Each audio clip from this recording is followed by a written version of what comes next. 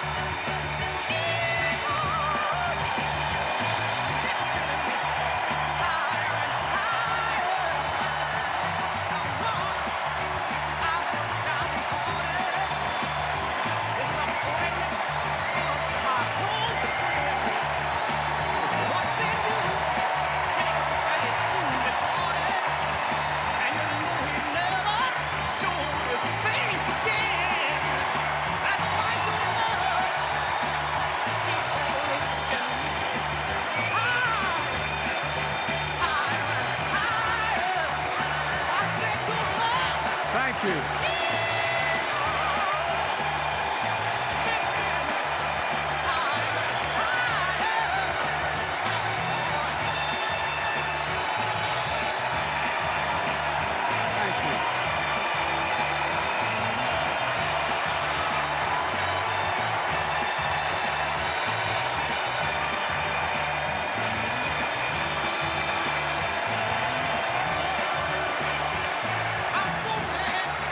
Thank you, thank you, thank you.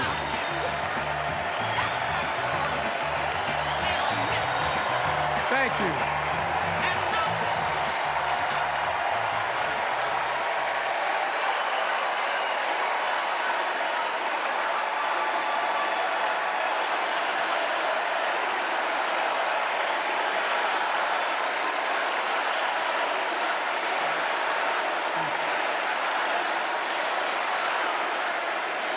Thank you, thank you, thank you.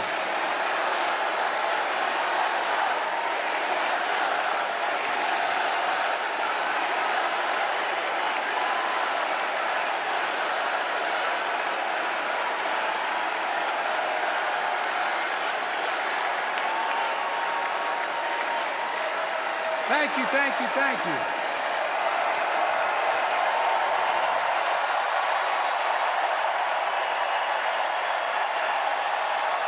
Thank you.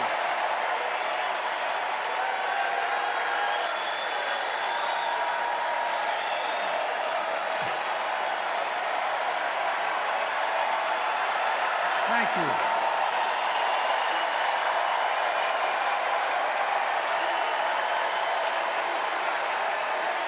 Thank you. I love you. Thank you. Thank you, thank you, thank you.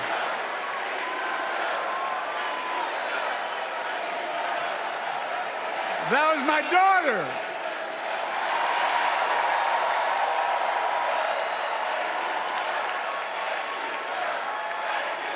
Thank you.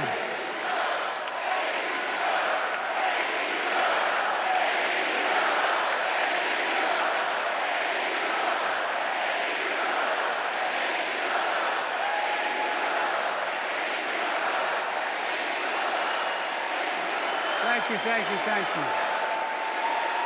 Thank you. Thank you for so.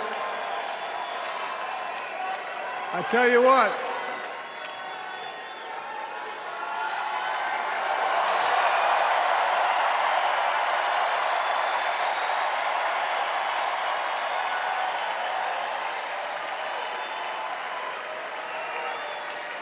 To my dearest daughter, Ashley, God love you, you're incredible.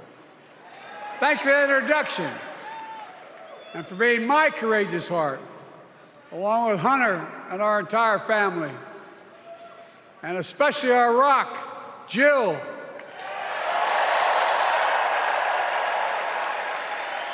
who, as those of you who know us, she still leaves me both breathless and speechless. Everybody knows her. I love her more than she loves me. She walks down the stairs and I still get that going boom, boom, boom. You all will know me. No, I'm kidding. Let's give a special round of applause to our First Lady, Jill Biden.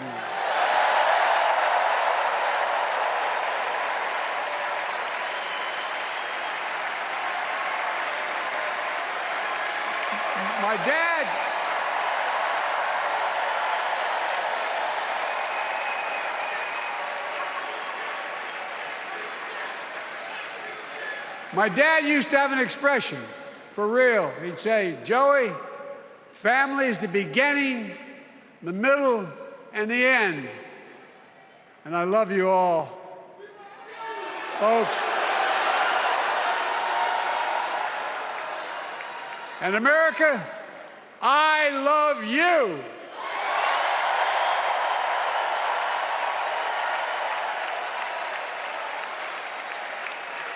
Folks, let me ask you.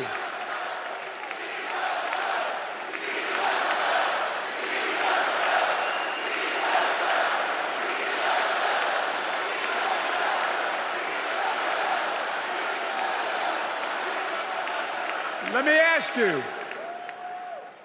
are you ready to vote for freedom?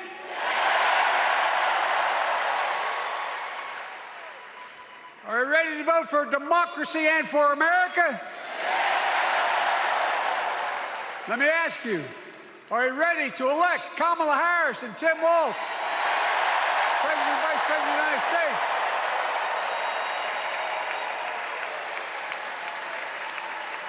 My fellow Democrats, my fellow Americans, nearly 4 years ago, in winter, on the steps of the Capitol on a cold January day, I raised my right hand and I swore an oath to you and to God to preserve, protect, and defend the Constitution and to faithfully execute the office of the President of the United States.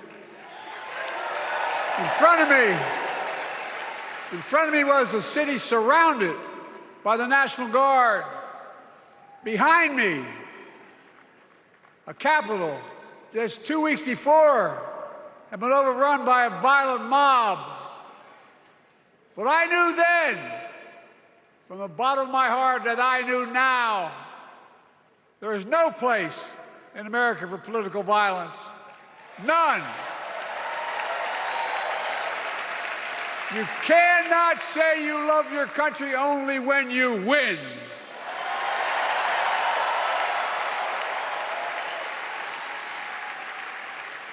In that moment, I wasn't looking to the past. I was looking to the future.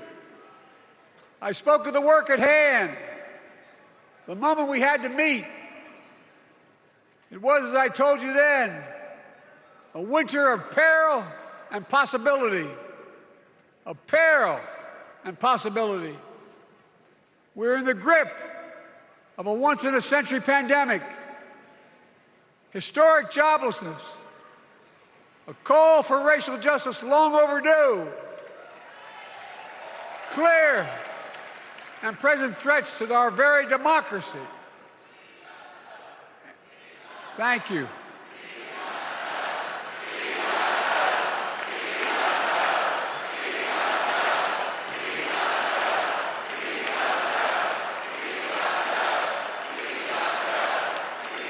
And yet I believed then, and I believe now, that progress was and is possible. Justice is achievable. And our best days are not behind us, they're before us.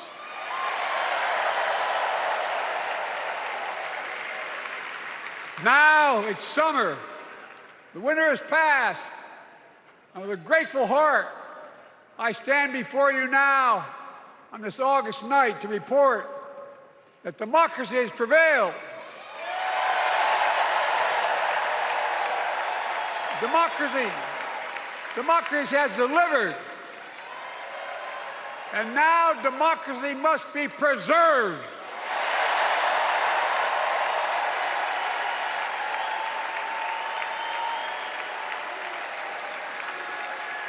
You've heard me say it before. We're facing an inflection point.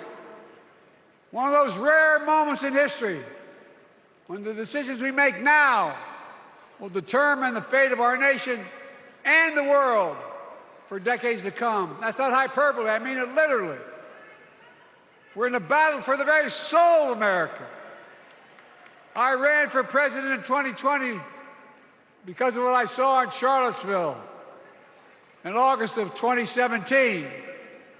Extremists coming out of the woods, carrying torches, their veins bulging from their necks, carrying Nazi swastikas, and chanting the same exact anti-Semitic bile that was heard in Germany in the early 30s.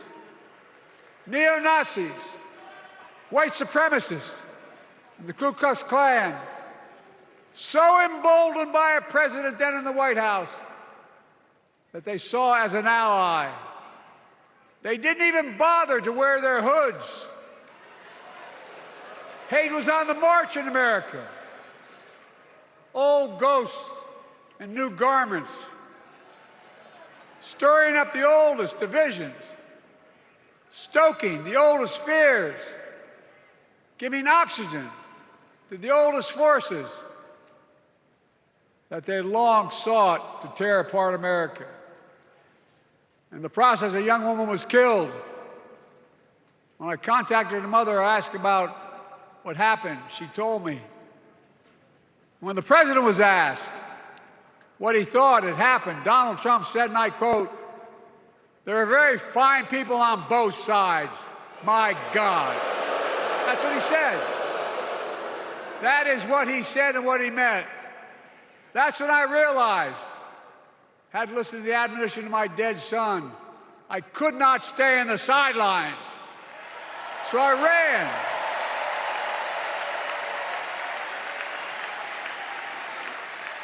Because I had no intention of running again. I just lost part of my soul. But I ran with a deep conviction. In America, I know and believe in an America where honesty, dignity, decency still matter. An America where everyone has a fair shot and hate has no safe harbor.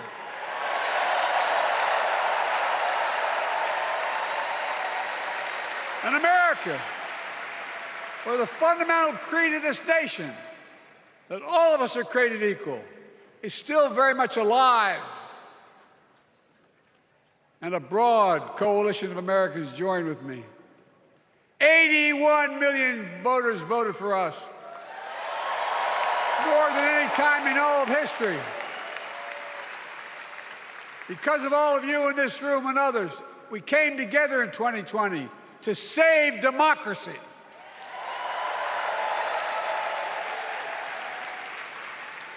As your president, I've been determined to keep America moving forward, not going back, to stand against hate and violence in all its forms, to be a nation where we not only live with but thrive on diversity, demonizing no one, leaving no one behind, and becoming the nation that we profess to be. I also ran to rebuild the backbone of America, the middle class.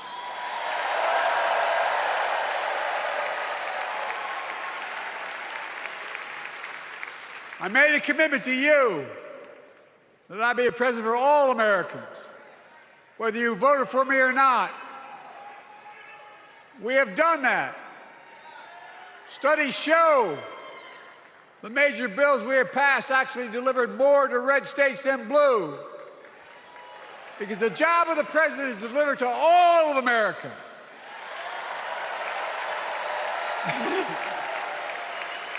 Because of you, and I'm not exaggerating, because of you, We've had one of the most extraordinary 4 years of progress ever, period.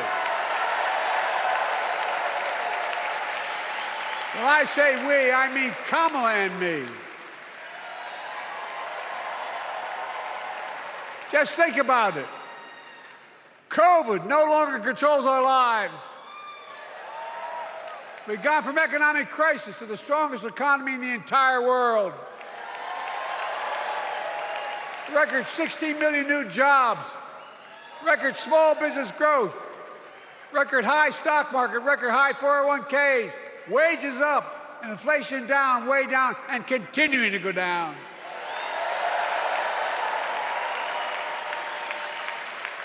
The smallest racial wealth gap in 20 years. And yes, we both know we have more to do, but we're moving in the right direction. More Americans have peace of mind that comes from having health insurance. More Americans have health insurance today than ever before in American history.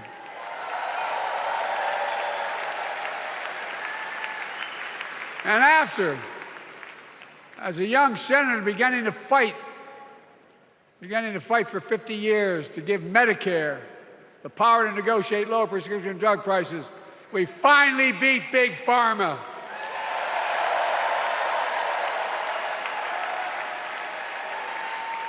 And guess who cast the tie-breaking vote? Vice President, soon-to-be President Kamala Harris.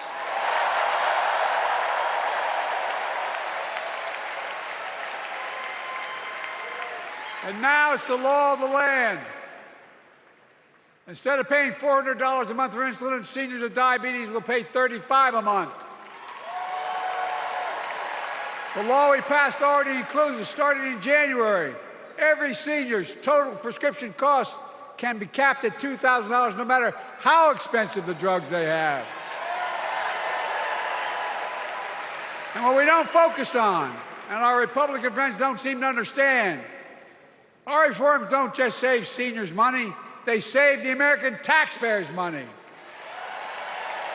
You know what we just passed saved?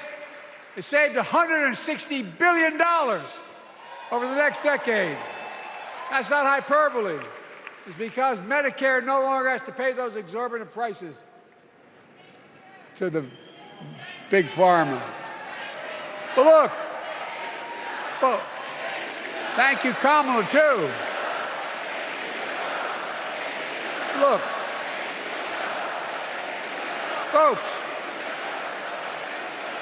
how can we have the strongest economy in the world without the best infrastructure in the world?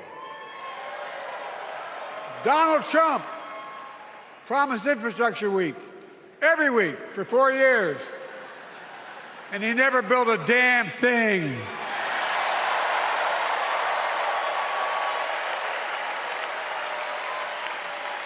But now, because of what Kamala and I have done, remember we were told we couldn't get it done. Remember when we came into office, we couldn't get anything passed? But right now, we're giving America an infrastructure decade, not week. We're modernizing our roads, our bridges, our ports, our airports, our trains, our buses. We're removing every lead pipe from schools and homes so every child can drink clean water. We're providing affordable high-speed internet for every American, no matter where they live, not unlike what Roosevelt did with electricity. And so much more. We are uniting the country. We're growing our economy. We're improving our quality of life. And we're building a better America.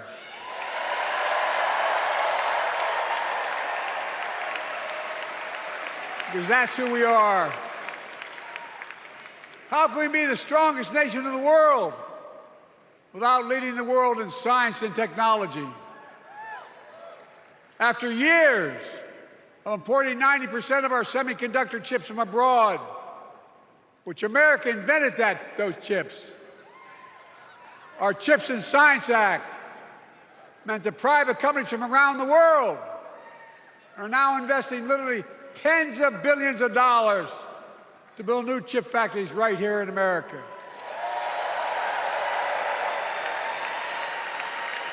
And over that period, they'll create tens of thousands of jobs. And many of those jobs in the so-called fabs, the buildings that make the chips, that are being constructed now. And guess what? The average salary in those fabs, size of a football field, will be over $100,000 a year, and you don't need a college degree.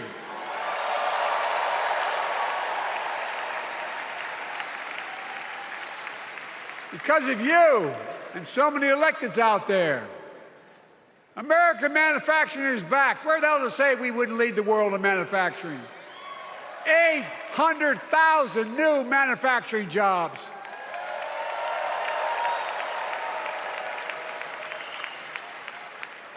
Our Republican friends and others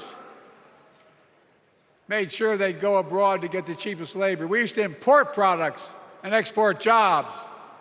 Now we export American products and create American jobs right here in America, where jobs belong. With every new job, with every new factory, pride and hope is being brought back to communities throughout the country that were left behind. You know you're from them, many of you.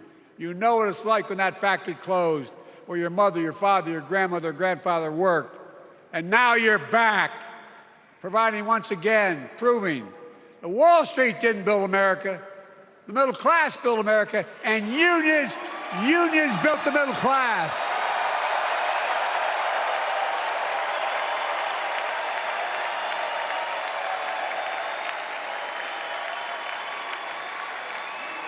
It's been my view since I came to the Senate.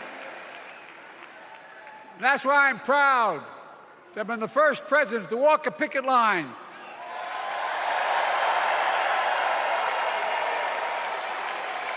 and be labeled the most pro-union president in history, and I accept it. It's a fact.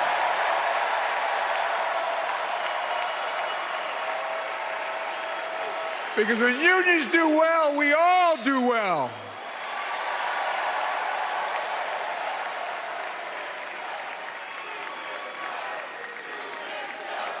You got it, man. You got it.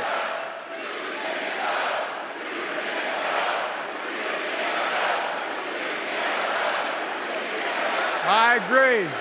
I'm proud. Look, remember we told we couldn't get anything done because we couldn't get anything done in the Congress? Well, with your support, we passed the most significant climate law in the history of mankind.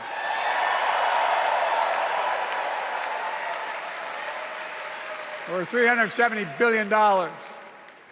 Cutting carbon emissions in half by 2030. Launching a climate corps, similar to AmeriCorps and Peace Corps, creating tens of thousands of jobs for young people of the future who are going to make sure this continues.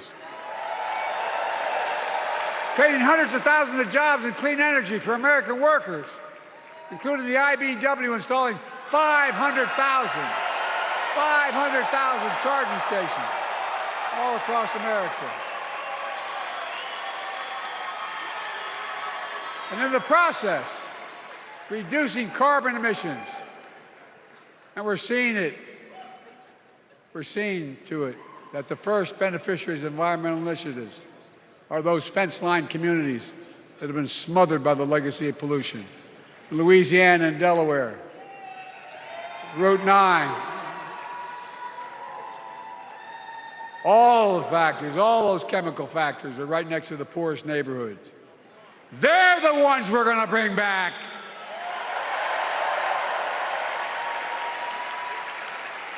And how? How can we be the greatest nation in the world without the best education system in the world? Donald Trump and the Republican friends, they not only can't think, they can't read very well. Seriously, think about it. Look at their Project 2025. They want to do away with the Department of Education. Well, during the pandemic, Kamala and I helped states and cities get back their schools back open. And we gave public school teachers a raise.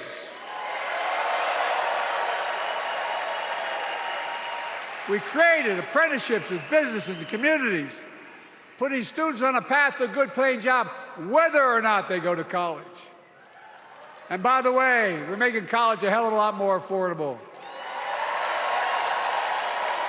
Increasing Pell Grants by $900.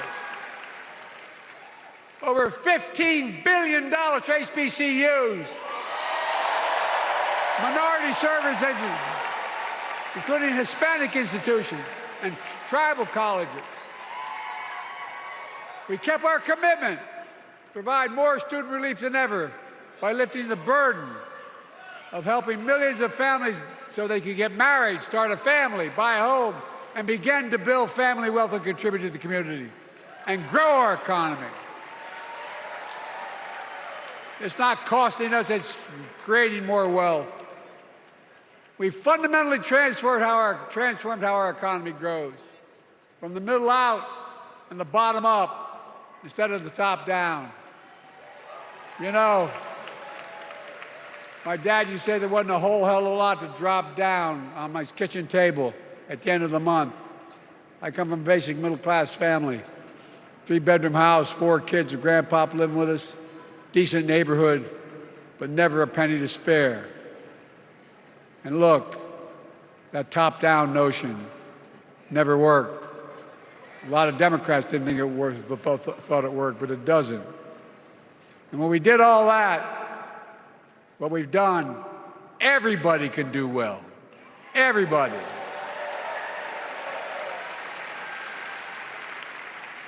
Donald Trump calls America a failing nation. No, I'm serious. But think about this. Think about this. He publicly says to the whole world, I'm going to say something outrageous. I know more foreign leaders by their first names and know them well than anybody alive. Just because I'm so damn old. But I'm not joking. Think of the message he sends around the world when he talks about America being a failing nation. He says we're losing. He's the loser. He's dead wrong.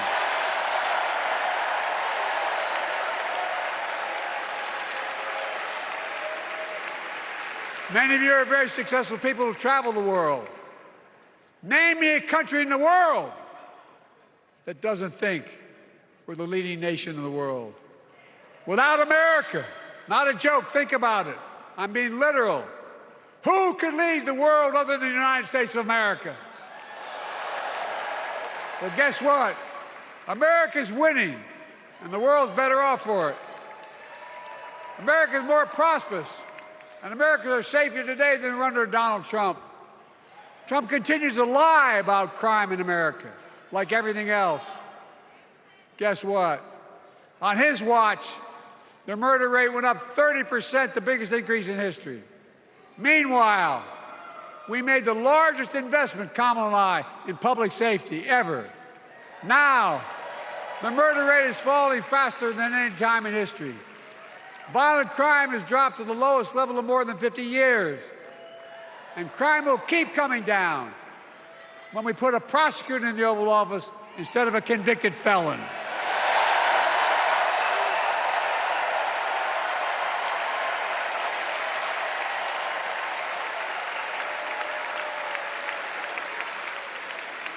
And folks, the distinguished senator from the C Senator from California and I passed the first ban on assault weapons.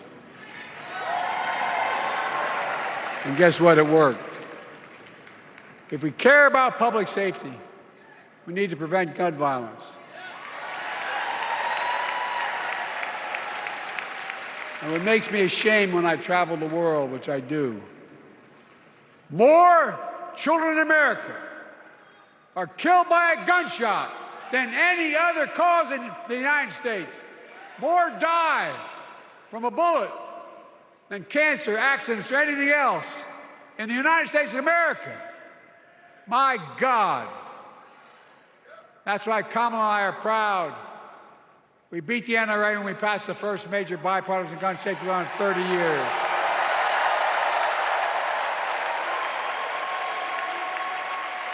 I'm serious. That comes from here. And now it's time to ban assault weapons again. And demand universal background checks.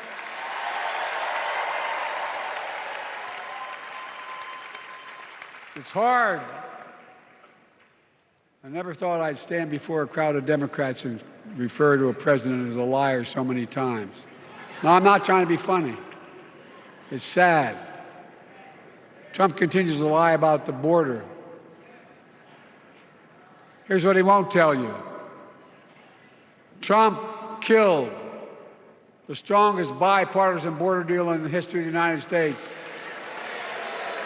that we negotiated with the Senate Republicans. It took 4 weeks.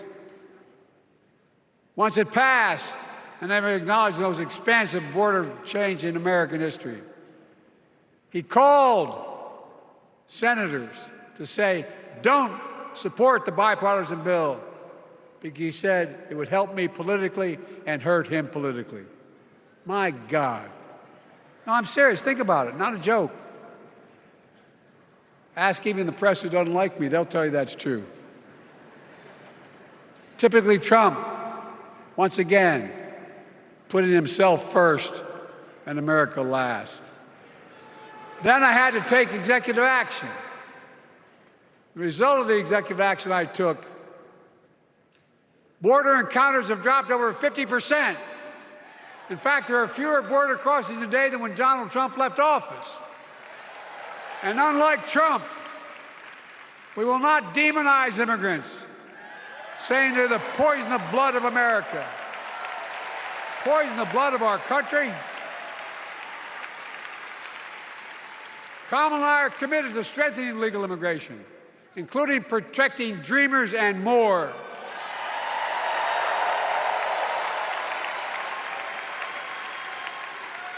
And here's what else I believe in. Protecting your freedom to vote, your freedom to love who you love.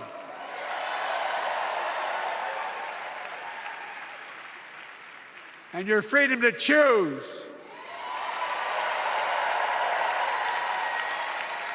In its decision overturning Roe v. Wade, as you heard earlier tonight, the United States Supreme Court majority wrote the following, quote, women are not without electoral or political power. No kidding. MAGA Republicans found out the power of women in 2022. And Donald Trump is going to find out the power of women in 2024. Watch.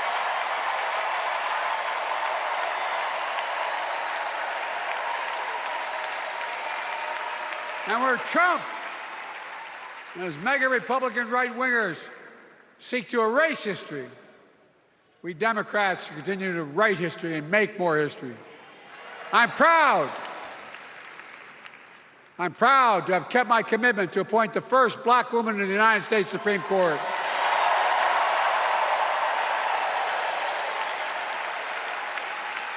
Ketanji Brown Jackson, a symbol for every young woman in America that you can do anything. I'm proud that I've kept my commitment to have an administration that looks like America and that taps in to the full talent of our nation. The most diverse cabinet in history, including the first black woman of South Asian descent to serve as vice president. And will soon serve as the 47th president of the United States.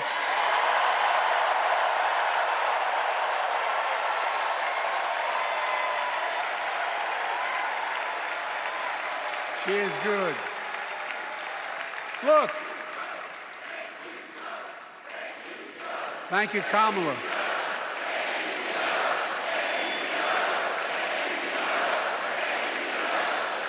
Folks, I've long said we have many obligations as a nation.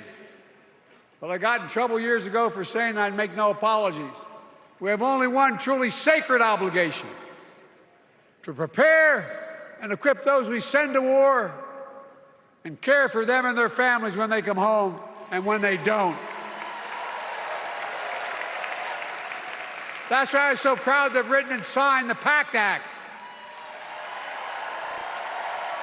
one of the most significant laws ever, helping veterans and their families exposed to toxic materials like burn pits and Agent Orange. I was around during the Vietnam War. It's hard. Nobody was able to prove that there's illness was a consequence of Agent Orange. And no one was able to prove initially that because they lived in burn pits like my son lived next to in Iraq for a year, that is the cause of their illness. But because of the PACT Act, a surviving spouse with 2 children is now eligible for a stipend of about $3,000 a month. And those children who lost a parent are eligible for tuition benefits to go to college and to get job training. It's already helping over 1 million veterans and their families just so far. Well, I love them, and I'm so proud of my son's service. We get it. But guess who doesn't get it and doesn't respect our veterans? We know from his own Chief of Staff, the 4-star General John Kelly, that Trump, when in Europe, would not go to the grave sites in France, the brave service members who gave their lives to this country. He called them suckers and losers. Who in the hell does he think he is? Who does he think he is? There's no words for a person. They are not the words of a person not worthy of being commander-in-chief, period. Not then, not now, and not ever. I mean that. I mean that from the bottom of my heart.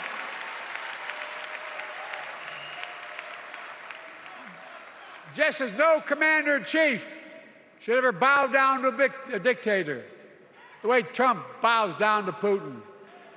I never have, and I promise you, Kamala Harris will never do it. Will never bow down. When Trump left office, Europe and NATO was in tatters. Not a joke. America First doctrine changed our whole image in the world.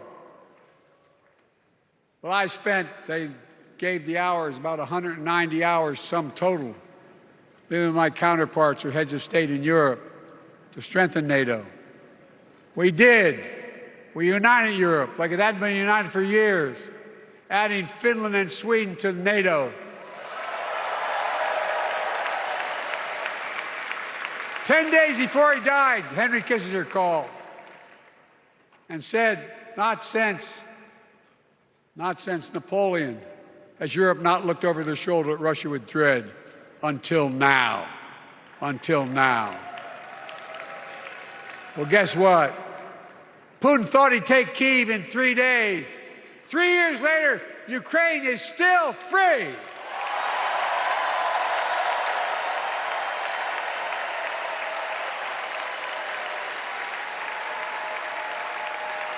When I came to office, the conventional wisdom was that China would inevitably surpass the United States. They haven't noticed. No one's saying that now.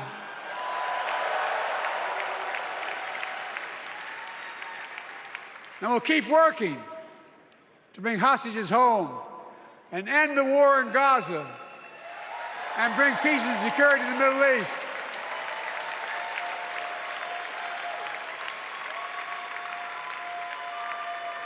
As you know, I wrote a peace treaty for Gaza. A few days ago, I put forward a proposal that brought us closer to doing that than we've done since October 7th.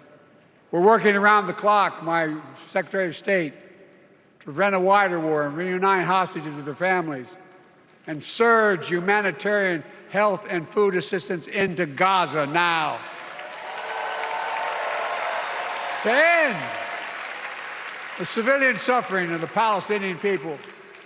And finally deliver a ceasefire and end this war.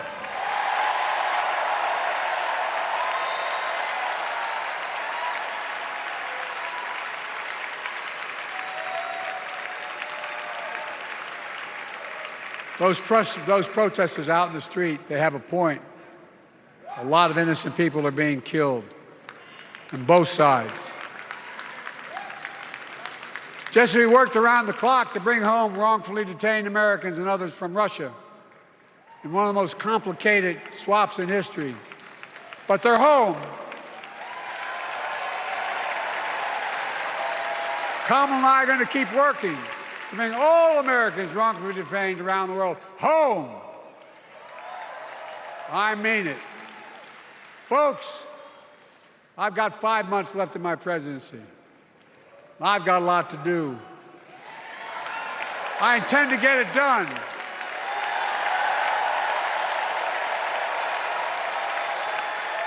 It's been the honor of my lifetime to serve as your president. I love the job, but I love my country more. I love my country more. And all this talk about how I'm angry at all those people who said I should step down, that's not true.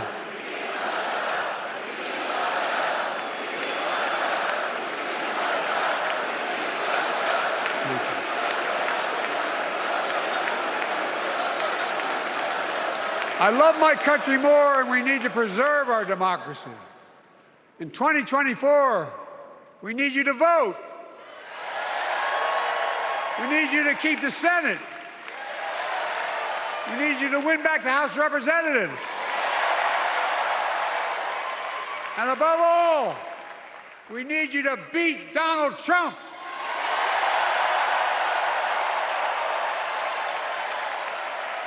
And elect Kamala and Tim President and Vice President of the United States of America.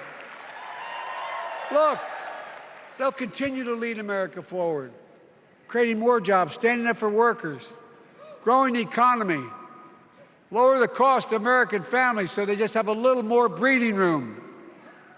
We've made incredible progress, but we have more work to do.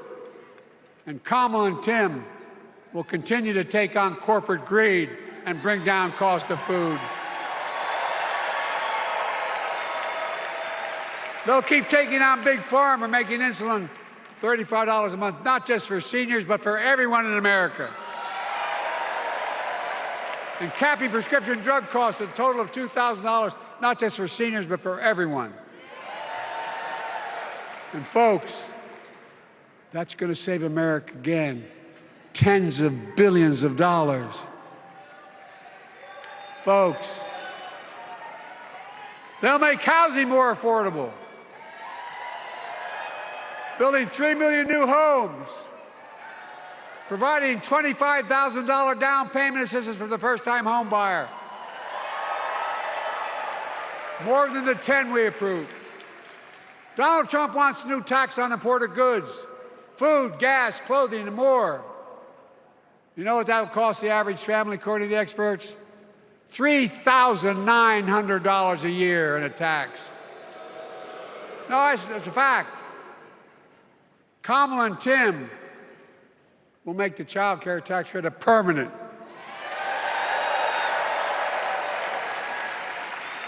Lifting millions of children out of poverty and helping millions of families get ahead. But you know what Trump has? He created the largest debt any president had in 4 years with his $2 trillion tax cut for the wealthy. Well, Trump has a new plan. He wants to provide a $5 billion tax cut for corporations and the very wealthy. Read it. Put us further in debt. And folks, You know, we have 1,000 billionaires in America. You know what their average tax rate they pay? 8.2%. If we just increased our taxes we proposed to 25%, which isn't the highest tax rate even, it would raise $500 billion new dollars over 10 years. They'd still be very wealthy. Look, Kamala and Tim are going to make them pay their fair share. They'll protect Social Security and Medicare. Trump wants to cut Social Security and Medicare. Kamala and Tim will protect your freedom. They'll protect your your right to vote. They'll protect your civil rights. And you know Trump will do everything to ban abortion nationwide. Oh, he will. You know, Kamala and Tim will do everything they possibly can. That's why you have to elect a Senate and a House to restore Roe v. Wade.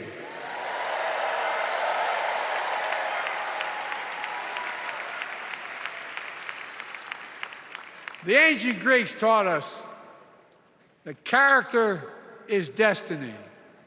Character is destiny. For me and Jill, we know Kamala and Doug are people of character. It's been our honor to serve alongside them. And we know that Tim and Gwen Walz are also people of great character. Selecting Kamala was the very first decision I made when I became our nominee. And it was the best decision I made my whole career.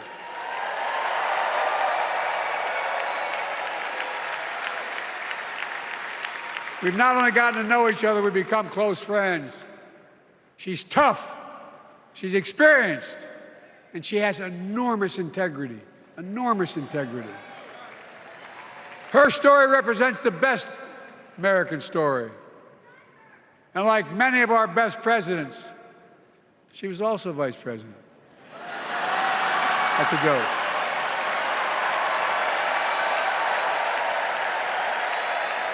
But she'll be a president our children can look up to. She'll be a president respected by world leaders because she already is. She'll be a president we can all be proud of. And she will be an historic president who puts her stamp on America's future.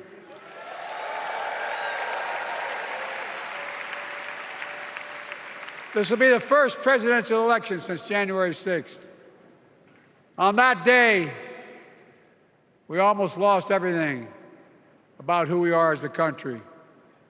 And that threat, this is not hyperbole, that threat is still very much alive. Donald Trump says he will refuse to accept the election result if he loses again. Think about that. He means it. Think about that. He's promising a bloodbath if he loses, in his words. And that he'll be a dictator on day one, in his own words. By the way, this sucker means it. No, I'm not joking. Think about it. Anybody else said that in the past, you'd think he was crazy. He is crazy, but you'd think it was an exaggeration, but he means it. We can't let that happen. Folks, all of us carry a special obligation. Independents, Republicans, Democrats. We saved democracy in 2020, and now we must save it again in 2024.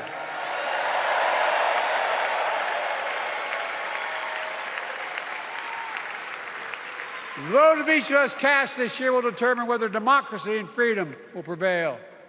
It's that simple. It's that serious. And the power is literally in your hands. History is in your hands. Not hyperbole.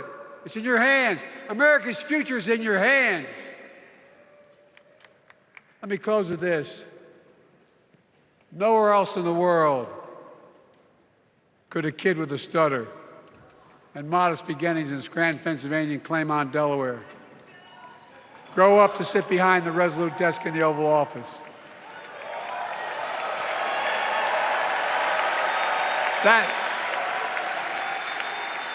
That's because America is and always has been a nation of possibilities.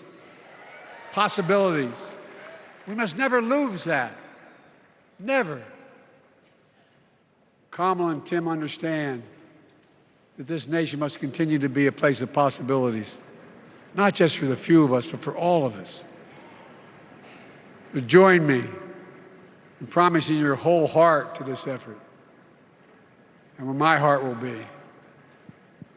I promise I'll be the best volunteer Harrison Waltz has Cam ever seen.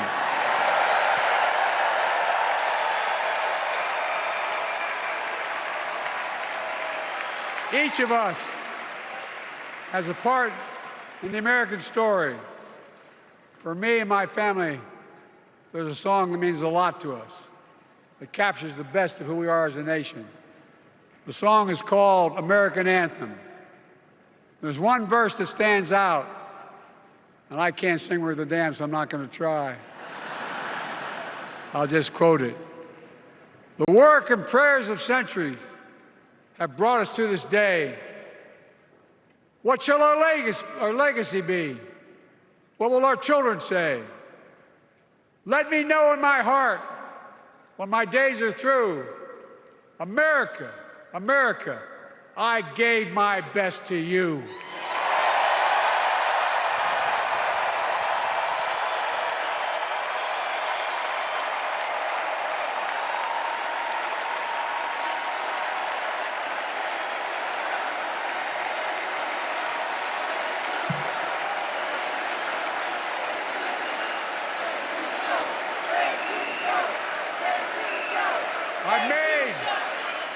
I've made a lot of mistakes in my career, but I gave my best to you.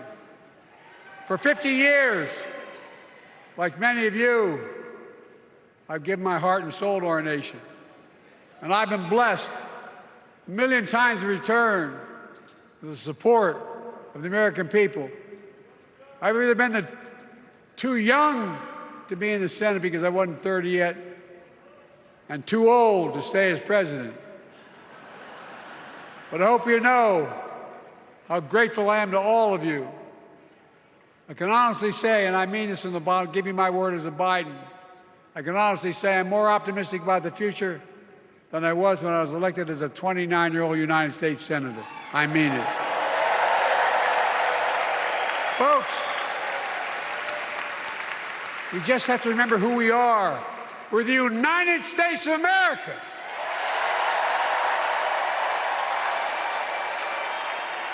And there's nothing we cannot do when we do it together. God bless you all, and may God protect our troops. Thank you.